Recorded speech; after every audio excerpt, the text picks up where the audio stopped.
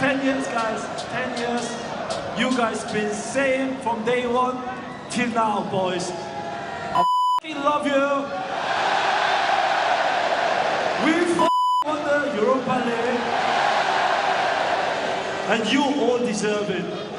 Thank you. You deserve it, my friend. 단 1%의 가능성을 믿고 꾸준히 앞만 보며 달려온 선수가 있습니다. 천재적 재능을 가졌음에도 노력에 노력을 더해 성장을 거듭했고 유럽에서도 아시아인이 월드클래스가 될 수 있음을 증명한 선수. 한국 축구 국가대표팀과 토트넘의 주장으로 프리미어리그와 UCL 역대 아시아 선수 최다 득점자이자 2022년 발롱도르 순위 11위 21-22 시즌 23골로 PL 아시아 선수 최초로 득점왕과 FA컵 득점왕 PL 통산 120호 골 돌파 피파 푸스카스상 수상 프리미어리그 3차례의 10골 10도움 달성 등 수 없는 기록을 쌓았고 아직도 전설을 쓰고 있는 선수. Even before these goals, my son calls him Sonaldo Nazario, and today he was Sonaldo Nazario because 1992년 7월 손흥민은 강원도 춘천에서 태어났습니다. 손흥민의 아버지 손흥정은 축구 선수로 1986년 프로에 입단해 4년 정도 활약했지만 부상으로 28살이라는 이른 나이에 은퇴를 해야 했고 축구밖에 몰랐던 그는 막노동판에서 일을 하며 가족들과 함께 컨테이너에 살기도 했죠. 그렇게 갖가지 일로 생활비를 마련하며 살고 있던 시절 손흥민은 태어났고 4살 때부터 공놀이를 유독 좋아해 잠을 자기 전 공을 차야 잠들었을 정도였습니다. 잘 때는 꺼내서 끌어안고 잔 다음에 축구공을 끌어안고 자면 축구공을 꿀 수 있다는 생각. 그리고 이 공놀이를 좋아했던 꼬마는 초등학교 3학년 아버지에게 축구 선수가 되겠다는 꿈을 이야기했고 아버지는 손흥민에게 3번의 약속을 받고 나서야 본격적으로 축구를 가르치기 시작했죠. 손흥민의 아버지는 혹독하게 축구의 기본을 가르쳤습니다. 2시간은 하루도 안 빼놓고 기본기를 가르쳤는데 어떤 상황이 와도 공을 온몸으로 통제할 수 있는 볼 컨트롤 훈련을 했고 슈팅 연습은 18살 이후 함부르크 진출 이후에 시작했을 정도로 기본기를 중요하게 여겼죠.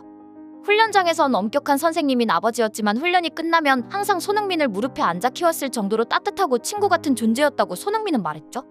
손흥정은 프로 시절 선수 한 명 제낄 발기술이나 개인기가 없었고 이런 자신이 부끄러워 손흥민에게 기본적으로 공을 잘 다룰 수 있을 때까지 혹독하게 기본기를 강조했고 축구 실력적인 부분을 떠나 스포츠맨으로서 올바른 자세와 인성적인 부분에 있어서도 참되고 호되게 가르쳤죠. 이런 아버지의 가르침으로 한국 유소년 축구 시스템과는 다소 다르게 손흥민은 성장했고 원주 육민관중학교를 거쳐 축구 명문동북고 축구부에 들어갔지만 약 3개월 남짓만 뛰고 중퇴 후 2008년 8월 대한축구협회에서 유망주들 육성을 위해 6개월 단기 유학 프로그램에 뽑혀 함부르크로 축구 유학을 떠났습니다. 이때 처음으로 기존 우수선수 선발 방식과는 다르게 독일 현지 스카우터가 직접 선수들을 보고 뽑았는데 아버지 밑에서 혹독한 훈련을 받은 손흥민을 흥미롭게 본 독일 스카우터는 떡잎부터 다른 천재성을 가지고 있는 손흥민을 좌윙, 스트라이커, 우윙 등 모든 공격 포지션에 뛰어보게 한 후 충격적인 실력에 너무 만족스러웠고 유학 프로그램 대상자로 뽑아갔다고 합니다. 그렇게 유학길에 오른 손흥민과 아버지. 하지만 함부르크에서의 생활은 순탄하지 않았습니다. 현지 선수를 관리하던 담당자가 절도 혐의로 체포되는 등 유학 프로그램이 제대로 운영되지 못하며 손흥민은 방치되었고 아버지 손흥정도 손흥민이 유소년 숙소에 들어가 있는 동안 아들의 숙소와 가장 가까이 있던 호텔에서 생활을 했는데 돈도 차도 집도 없던 힘든 시절 손흥민이 훈련하는 동안 비가 오나 눈이 오나 훈련장 근처에서 손흥민을 지켜봤다고 합니다. 손흥민아, 흥해라. 미안. 민망하다. 아버지의 희생과 기대에 손흥민은 한순간도 긴장을 놓을 수 없었고 축구 연습뿐만 아니라 독일어 공부도 연장 수업까지 받아가며 열심히 임했고 심지어 6개월의 유학 프로그램이 끝난 뒤에도 사비를 들여 현지 축구를 배우고 적응했죠. 그리고 2009년 함부르크 유소년팀과 계약을 맺고 2010년 6월 1군 경기에 바로 투입되었습니다. 이때 거의 신기에 가까운 플레이를 보인 손흥민을 본 함부르크 감독과 스태프 모두 놀라며 극찬했고 심지어 같은 소속팀 동료이자 레전설 판니스텔로이가 마치 어렸을 때의 자신을 보는 것 같다. 18살에 엄청난 재능을 가진 그를 주목하라라며 손흥민을 자신의 후계자로 낙점하며 지도해 주었고 손흥민이 부상 중에도 여러 가지 조언을 해주는 등 손흥민에 많은 도움을 주었습니다. Ein großes Fernseher, so Firma, weißt du? Okay. Du kannst für mich einfach sagen, auf Deutsch. Ja. Du kannst einfach für mich sagen, was Son ist. 이후 만 18세 나이에 프로에 데뷔한 손흥민은 9경기 9골이라는 환상적인 활약을 하며 자신의 재능을 만개했고 심지어 프리시즌 첼시의 존 테리와 카르발류를 순간 스프린트로 제쳐버리며 골을 넣었고 보는 이들은 손흥민의 플레이에 놀라가떼밋을 외쳤죠. 그리고 대한민국 국민들뿐 아니라 유럽이 주목하는 유망주가 되었습니다. 프리시즌 첼시를 상대로 골을 넣었지만 카르발료의 개태클에 부상당해 2개월간 재활을 했음에도 리그 데뷔 전 풀타임 선발로 나와 전반전 골키퍼까지 제치는 미친 플레이로 프로 데뷔전 데뷔골로 함부르크 역사상 최연소 득점 기록을 갈아치우며 데뷔전을 장식한 손흥민을 본 많은 함부르크 팬들은 18세에 데뷔했던 메시를 떠올리며 새로운 전설의 시작을 보고 있음에 흥분했죠. 이런 미친 재능을 프로 무대에서 증명했고 함부르크는 손흥민과 재빠르게 4년 재계약을 맺으며 로또 당첨을 넘어 세계적인 스타 플레이어의 발견에 기뻐했습니다. 10-11 시즌 인상적인 데뷔로 분데스리가를 뒤흔들며 피파 선정 최고의 10대 유망주 23인에 뽑혔고 다음 시즌 독일 토탈컵 1차전 분데스리가 끝판왕 FC 바이에른 뮌헨을 상대로 2골을 때려 박으며 손흥민의 탄생을 알렸죠. 하지만 손흥민은 이 당시 완성되어 있지 않았습니다. 함부르크 자체도 경기력이 막장 수준이었고 손흥민도 미성숙한 유망주로 훈련 기간 팀 동료 슬로보단 나이코비치와 주먹 다짐을 하는 등 슬슬 함부르크를 떠나 한 번 더 성장할 시기가 다가왔음을 느끼고 있었죠. 그렇게 함부르크에서의 마지막 시즌 자신의 분데스리가 첫 단일 시즌 두 자릿수 득점 12골 2도움을 기록하며 차범근, 설기현, 박주영에 이어 유럽에서 리그 두 자릿수 득점을 기록한 역대 네 번째 한국인이라는 기록을 세웠고 만 20살이라는 어린 손흥민의 활약에 토트넘, 리버풀, 도르트문트 등 유럽의 많은 빅클럽들이 주목하며 손세이셔널이라 부르기 시작했습니다. 그리고 2013년 여러 구단이 거론되는 와중 바이어 레버쿠젠이 가장 적극적으로 손흥민을 원했고 레버쿠젠 역대 최고 이적료 1000만 유로에 이어 등번호 7번을 받으며 5년 계약을 하게 되었죠. 레버쿠젠의 팬들은 과거 1970에서 80년대 차범위 야수로 맹활약하며 UEFA컵 우승을 차지하는 등 좋은 추억을 가지고 있었기에 현지 팬들은 손흥민에게 차범근의 모습을 기대하며 레버쿠젠 구장으로 손흥민을 보기 위해 구름같이 몰려들었죠. 손흥민은 함부르크에서 레버쿠젠으로 이적하며 또 한 번 성장하며 점차 괴물의 면모를 갖추게 됩니다. 프리시즌 3골을 넣으며 출격 준비를 마친 만 21살의 손흥민은 포텐이 폭발하며 재능을 아낌없이 보여줬고 친정팀 함부르크를 상대로 프로 통산 첫 해트트릭을 달성하고 독일 언론사들이 선정한 베스트 11을 싹쓸이하며 13-14 시즌 12골 7도움을 기록하며 차범근 이후 2시즌 연속 두 자릿수 골을 기록했죠. 함부르크에 이어 3시즌 동안 레버쿠젠에서 분데스리가와 챔피언스리그에서 많은 경험을 쌓았고 부족한 모습도 있었지만 보완하며 성장과 동시에 좋은 활약을 했고 차범에 이어 아시아 선수 역대 두 번째로 유럽 5대 리그 3시즌 연속 리그 10골과 박지성, 설기현의 유럽 통산 리그 득점 기록을 갈아치웠고 챔피언스리그에선 메시, 피를로라는 레전설 선수들과 함께 2주의 팀에 선정되며 어깨를 나란히 했죠. 그리고 홍명보 국가대표팀 감독과 참가하게 된 2014 브라질 월드컵에서 순전히 개인 능력으로 월드컵 데뷔골을 넣으며 분투했지만 알제리전 전반전만 3실점을 허용하며 미친 졸전 끝에 패배했고 끝내 주저앉아서 눈물을 흘렸습니다. 심지어 알제리 선수들도 손흥민을 달래주기까지 했죠. 홍명보는 그렇게 2014 브라질 월드컵을 말아먹고 귀국했고 분노한 축구팬들은 엿을 던지며 항의했습니다.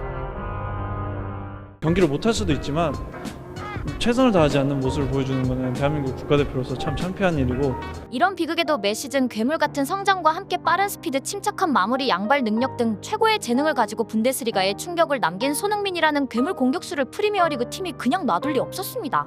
그렇게 2015년 8월 토트넘 후스퍼에서 이적료 3천만 유로 하나 약 408억 원을 제안했고 5년 계약을 하며 이적하게 됩니다. 여담으로 이 기록은 8년 뒤 아시아의 괴물 김민재가 뮌헨으로 5천만 유로로 이적하며 아시아 최고 이적료를 경신하게 되죠. 토트넘으로 이적하며 받은 등번호는 팀의 에이스 등번호인 7번. 처음으로 팀 훈련에 참가하며 순조롭게 적응하고 있습니다. 토트넘은 구단 홈페이지를 통해 합류 첫날 손흥민을 중심으로 진행된 훈련 과정을 동영상으로 공개했습니다. 토트넘이 얼마나 손흥민을 기대하는지 보여주는 증거였지만 프리미어 리그의 강한 압박과 파울에 관대한 심판 몸싸움 강도가 분데스리가보다 훨씬 격렬해 경험 능력이 좋은 편이 아닌 손흥민이 프리미어리그에선 실패할 것이다. 도르트문트 주전으로 리그 씹어먹었던 카가와 신지조차 EPL에서 망했지 않느냐 등 우려 섞인 걱정을 하는 사람들도 많았죠.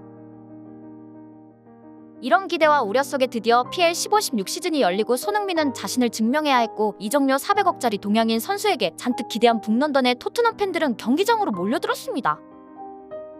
하지만 프리미어리그는 그리 호락호락하지 않았습니다. 손흥민은 선더랜드 원정 세컨드 스트라이커로 선발 출전했지만 긴장한 탓인지 페널티 에리어에서 결정적 찬스에 헛발질하고 오프더볼 움직임도 좋지 않아 결국 후반 61분 교체되어 나가야 했고 손흥민은 팀 내 최하 평점을 받았습니다. 이런 좋지 못한 활약에 토트넘 팬들은 손흥민에게 온갖 비난을 쏟아냈죠. 하지만 분데스리가 시절부터 손흥민을 지켜봐왔던 포체티노 감독은 손흥민의 잠재력을 믿고 있었고 실력을 증명하는 데는 그리 오랜 시간이 걸리지 않았습니다. Our player, we look after him and we care about him. 유로파리그 카라바오전에서 동점골과 역전골 멀티골을 기록하며 팀 내 가장 높은 평점을 받았고 화이트하트 레인 홈경기 첫 공식 데뷔전에서 400억짜리 몸값의 플레이가 무엇인지 홈관중 앞에서 증명해냈죠. 하지만 손흥민에게 불행이 찾아옵니다. 맨시티전에서 생긴 발 부상으로 인해 한 달 이상 경기에 출전하지 못했고 초조한 마음에 부상을 숨기고 복귀를 했지만 경기력은 저조했죠. 부상 복귀 이후 어느 정도 의미 있는 활약을 했지만 프리미어리그의 경쟁은 치열했습니다. 해리케인, 델레알리, 에릭센, 라멜라, 다이어, 덴벨레로 이어지는 토트넘의 황금 세대의 폼이 올라오며 적당한 활약으로는 주전으로 뛰기 힘들었고 손흥민은 400억짜리 후반 체력 안배용 교체 선수로 뛰어야 했습니다. 손흥민은 팬들에게 엄청난 비판을 받아야 했죠. 오프더볼 움직임이 심각할 정도로 경기장에서 모습이 보이지 않았고 분데스리가 유망주 시절부터 매 시즌 10골 이상 때려 넣었지만 피엘은 수비 라인이 낮고 조직적이며 거친 플레이에도 관대해 직선적인 드리블 돌파를 장점으로 한 손흥민의 플레이 스타일은 프리미어리그와 맞지 않다는 의견도 많았습니다. 패스미스와 어이없는 위치 선정 터치 미스 등 좋지 않은 활약에 영국 매체에서 조사한 슈팅 대비 득점 전환율이 가장 나쁜 선수로 멤피스 데파이에 이어 손흥민이 2위로 뽑힐 정도로 폼이 떨어졌고 레비 회장도 손흥민의 활약에 매우 실망했다며 토트넘 방출 명단에 포함됐다는 소식도 나왔죠. 레비 회장은 당시 군 문제가 남아있던 손흥민의 하락한 폼을 보며 손흥민을 팔아 원금 회수할 기회를 엿봤고 이런 부진함에 손흥민의 볼프스부르크 이적설이 나오며 분데스리가로 돌아간다는 이야기가 나왔지만 단 한 사람 손흥민의 잠재력을 믿고 있는 사람이 있었습니다. 바로 토트넘의 감독 포체티노였죠. 포체티노 감독은 손흥민이 토트넘에서 다시 한번 프리미어리그에 도전하도록 설득했습니다. 2016년은 손흥민 축구 인생 중 역대급 어려운 시기로 브라질 리우데자네이루 올림픽에 만 24세의 와일드카드로 출전했지만 별다른 활약을 하지 못하고 지나친 욕심과 패스미스 터치미스로 턴오버를 남발하며 계속 상대방의 공격권을 넘겨줬고 심지어 감독과 불화설까지 터지며 결국 8강 온두라스 전 경기 종료 후 손흥민은 오열하며 울음을 터뜨려야 했죠. 토트넘에서의 부진에 이어 병역 혜택까지 받지 못하면서 인생 최대의 위기를 맞은 손흥민이지만 이때 이후 각성하며 부진을 털어내고 위협적인 윙어로 도약하기 시작합니다. 제가 사실 더 준비를 잘했어야 되는 부분이고 사실 저희 팀에서 저한테 기대는 부분이 좀 많았기 때문에 제가 진짜 좀 더 준비를 많이 했어야 되는데 전 시즌 엄청나게 부진했던 터라 토트넘 홈팬들은 손흥민이 공을 잡으면 야유했고 손흥민은 이런 야유에도 선발 첫 경기 아버지와 피나게 연습했던 감찰을 시전에 멀티골을 넣었고 2골 1도움을 기록하는 환상적인 활약으로 관중들의 야유를 환호성으로 바꿔놨습니다. 이후에도 종횡무진 위협적인 드리블과 스피드로 상대 수비수를 가볍게 제쳤고 이전 시즌과는 확연히 다른 모습으로 좋은 패스와 슈팅을 이어가며 손흥민은 경기장에서 미친 활약을 했고 영국 언론도 슈퍼손 데이라는 제목으로 연일 기사를 보도하며 이 아시아인의 활약에 놀라워했습니다. 이렇게 손흥민이 프리미어리그에서 자신을 증명하며 날뛰는 동안 초조한 사람이 있었는데 당시 라이벌이었던 팀 동료 라멜라였죠. 7라운드 맨시티전 알리가 얻은 PK 찬스를 두고 원탑 스트라이커였던 손흥민이 차려했지만 라멜라는 탐욕을 부렸고 결국 실축하게 됩니다. 이런 오픈 해프닝에도 손흥민은 EPL 이달의 선수상에 2번 선정되었고 스카이 스포츠에서 공개한 EPL 파워랭킹 1위, FA컵에서 6골을 넣어 아시아인 사상 최초 잉글랜드 컵 대회 득점왕에 오르며 프리미어리그에서 자신이 통한다는 것을 증명해냈습니다. 시즌 초반 출발 자체는 그리 좋지 못했고 올림픽에서 활약도 기대만큼 크지 않았지만 한층 성장한 모습으로 시즌 21골을 기록하며 차범근이 가지고 있었던 한국인 선수 유럽 일부 리그 시즌 득점 기록을 갈아치우는 등 커리어 하이 시즌을 찍었습니다. 하지만 손흥민의 성장은 여기서 멈추지 않았죠.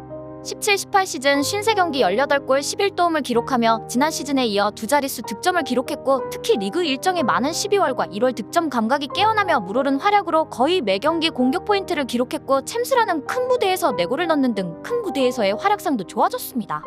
그렇게 손흥민은 월드클래스 윙어 공격수로 포스를 갖추게 되었고 전설의 18-19 시즌이 다가오게 되죠. 손흥민은 2018 자카르타 팔렘방 아시안게임에서 황의조, 이승우, 황희찬으로 이어지는 공격수들과 함께 대회 최다 도움을 기록하며 금메달을 땄습니다. 특히 일본과의 결승 이승우가 손흥민에게 나와라고 소리치며 골을 넣었고 연이어 터진 황희찬의 득점에 일본을 이기고 그토록 절실히 염원하던 병역 특례 혜택을 받았고 이때 다니엘 레비 토트넘 회장도 쾌재를 불렀죠. 그리고 다시 가벼운 마음으로 토트넘으로 향했습니다. 토트넘 이적 후 첫 시즌 부상 여파와 PL 적응 문제로 아쉬운 모습을 보였지만 두 번째, 세 번째 시즌이 되며 완벽히 프리미어리그에 적응했고 팀 동료들과 호흡이 맞아가며 팀의 주축으로 매 시즌 부족한 부분을 한 스텝씩 성장시켰고 경기력의 기복을 줄이고 드리블과 패스 시야 등 전반적인 기량이 전체적으로 올라가며 완성형에 가까운 손흥민이 만들어졌죠. 특히 13라운드 첼시전 50m를 홀로 질주하며 원더골을 만들어냈는데 폭발적 스피드와 특유의 양발을 활용한 드리블 전환, 골대 앞까지 지치지 않고 달리는 내구성과 완벽한 마무리까지 이날 손흥민의 최고 시속은 33.5km로 당시 프리미어리그를 씹어먹던 첼시 시절 아자르를 압도하는 퍼포먼스를 보였죠. 그야말로 월드클래스 괴물의 탄생이었습니다. 그렇게 손흥민의 성장과 함께 온 토트넘의 전성기. 챔피언스리그에서도 손흥민은 눈부신 활약을 하게 되죠. 챔스 8강 1차전 해리 케인, 손흥민, 알리 에릭센으로 연결되는 데스크라인 등 완벽한 베스트 11을 완성한 토트넘은 최고의 명장 펩 과르디올라가 이끄는 맨시티를 상대했고, 손흥민은 선제골이자 챔스 2호 골을 장렬시키며 승리했고, 이 골은 토트넘의 신구장 토트넘 후스퍼 스타디움의 첫 유럽 대항전 득점이 되었습니다. 토트넘 역사가 계속되는 한 영원히 남겨질 기록을 손흥민이 쓰게 된 거죠. 그리고 8강 2차전 맨시티는 경기 시작 3분여 만에 스털링이 골을 넣었는데, 이때 손흥민이 7분과 10분 미친 원더골을 꽂아 넣으며 전세를 뒤집었고, 이후 맨시티가 연달아 2골을 넣으며 따라붙었지만 합산 스코어 4대4가 되며 토트넘이 4강에 진출하게 되죠. 이때부터 펩 과르디올라는 손흥민이 공만 잡으면 뒤통수가 얼얼해지는 싸한 기분을 느끼게 되었을지도? 그렇게 토트넘은 전성기를 맞으며 챔스 결승에 오르지만 아쉽게도 리버풀에 패배하며 토트넘의 질주는 준우승에서 멈춰야만 했고, 챔피언스리그 준우승이라는 믿기지 않을 업적을 남겼지만 손흥민은 안타까움에 고개를 숙여야 했습니다. 경기 이후 아스널 최전성기를 이끌었던 아르센 벵거 감독은 손흥민만 보였다라고 말할 정도로 손흥민은 월드클래스로 성장해 있었습니다. 하지만 다음 시즌이 시작되고 손흥민은 필드에 주저앉아 오열하는 슬픈 사건이 발생하게 되죠. 11라운드 에버튼전 안드레 고메스의 수비에 시달리던 손흥민은 무리한 타이밍에 백태클을 가했고, 이후 발목이 90도 가까이 돌아간 고메스의 부상을 확인한 주심은 손흥민의 레드카드로 퇴장을 명령했죠. 손흥민은 레드카드를 돌아볼 여유가 없었습니다. 고메즈의 선수 생명도 우려되는 안타까운 상황을 본 손흥민은 자신의 실수에 좌절했고 필드에 엎드려 눈물을 흘렸습니다. 영국 축구협회 FA는 손흥민의 3경기 출장 정지 징계를 확정했지만, 이후 태클의 부상을 의도한 악의가 없고 불운한 사고에 의한 것이라는 토트넘 측의 주장이 받아들여져 징계가 철회되었죠.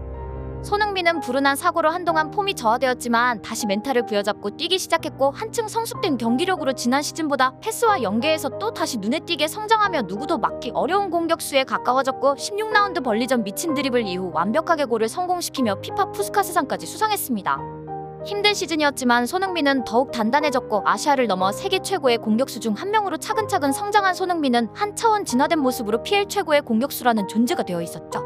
이렇게 손흥민은 천재성을 넘어 매 시즌 자신의 단점을 보완하는 노력으로 버질 판다이크와 리오넬 메시 같은 월드클래스의 현역 선수들이 인정하는 선수가 되었고, 20-21 시즌 세계 최고의 리그 중 하나인 프리미어리그에서 35경기 23골 7도움을 기록하며 리버풀의 모하메드 살라와 함께 PL 득점왕에 오르게 됩니다. It's incredible to have this awards. I mean, I can't believe, when I saw, I get really emotional because I was dreaming it for when I was a kid, and literally it's in my hands. I can't believe, to be honest. 이는 손흥민 본인 단일 시즌 최다 골리그 최다 골 기록 경신과 더불어 아시아 선수 최초 5대 리그 득점왕이라는 기록을 세운 것으로 살라와 달리 PK 득점 없이 순수 필드골로 득점왕이 되었고, EPL 시즌 파워랭킹 1위, 2022 발롱도르 최종 순위 11위라는 믿기 힘든 대기록을 썼습니다.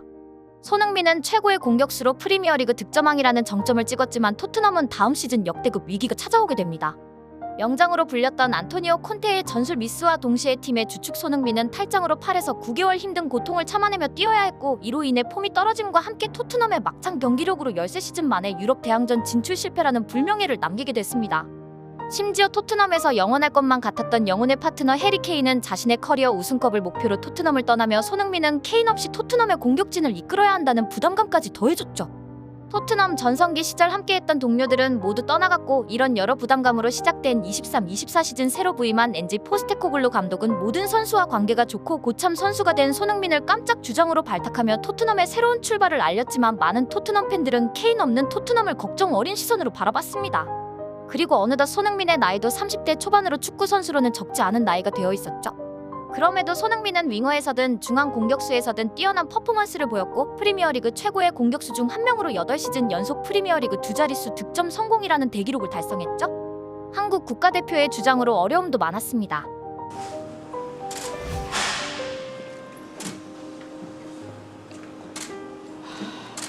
2023 카타르 아시안컵에서 결과적으로 준결승까지 올라가긴 했지만, 클린스만의 해저축구 좀비축구 기도메타로 한국 축구 황금세대라고 믿어지지 않는 졸전을 펼쳤고, 심지어 탁구게이트라는 선수단 불화설에 휘말리며 국가대표 은퇴까지 시사하는 인터뷰를 남기기도 했죠.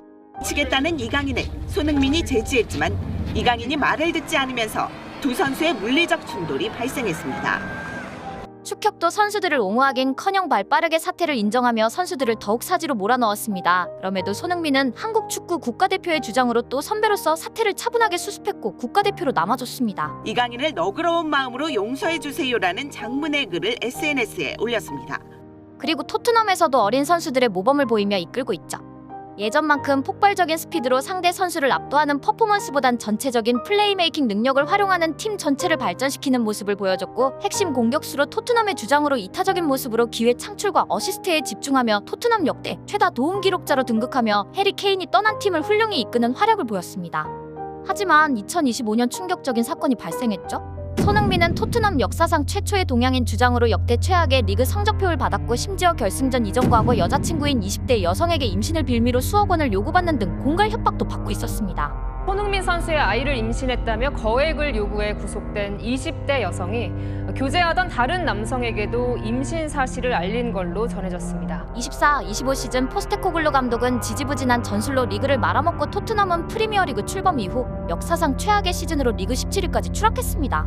심지어 진지하게 강등까지 걱정해야 하는 수준으로 시즌 내내 온갖 불명의 기록을 갈아치웠고 특히 구단 역사상 단일 시즌 리그 최다 패배를 기록 97-98 시즌에 기록했던 승점 44점 이후 단일 시즌 역대 최저 승점으로 프리미어리그 출범 후 구단 역사상 최악의 성적으로 끔찍한 시즌임을 그 누구도 부정할 수 없게 되었죠. 이에 일부 토트넘 팬들은 동양인 주장은 한계가 있다. 주장이 팀을 잘 이끌지 못해 토트넘은 망했다. 라며 손흥민의 악성 댓글을 남기기까지 했습니다. 이러한 고난 속에도 토트넘 포스테코글루 손흥민에게 재도약의 기회가 남아있었습니다.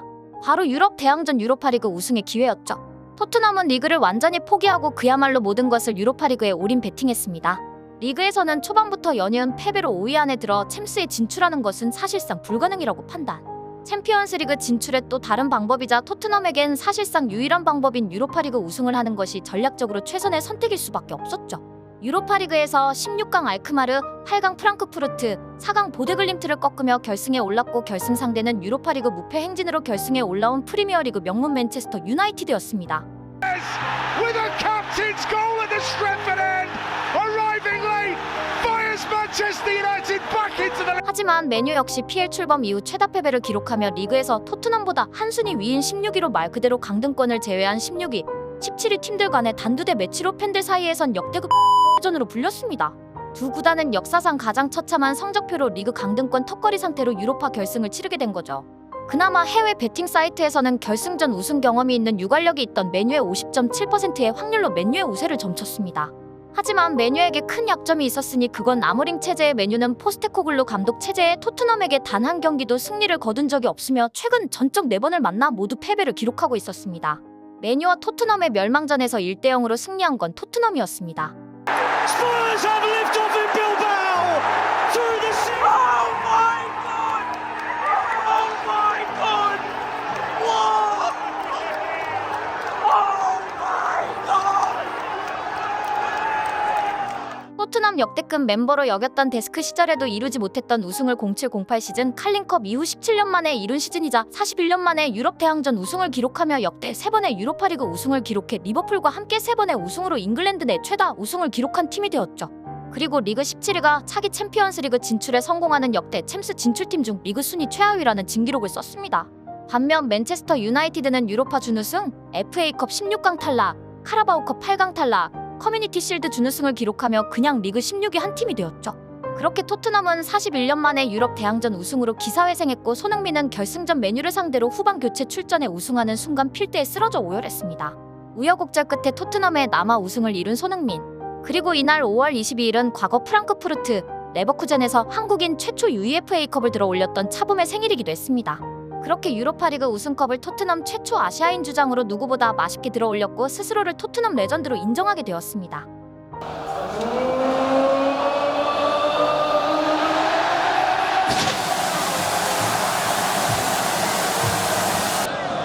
Years, guys. 10 years. You guys been saying from day one till now, boys. I love you. We won the Europa League, and you all deserve it. Thank you. You deserve it, my friend. 국대에선 열심히 뛰지 않는다, 기복이 있다, 손흥민 오프더블이 부족하다, 에이징 커브가 왔다 등과 같은 온갖 비판과 비난을 받아야 했지만 손흥민은 매 시즌 성장했고 아시아인을 넘어 유럽에서도 손꼽히는 월드클래스의 공격수로 수많은 기록을 썼고 아직도 전설을 써 내려가고 있는 손흥민. 앞으로 손흥민 같은 선수가 다시 나올 수 있을까라는 의문과 기대에 동시에 어린 축구 선수들에게 할 수 있다는 꿈을 품게 하며 얼마나 더 전설을 써 내려갈지 기대가 되는 선수.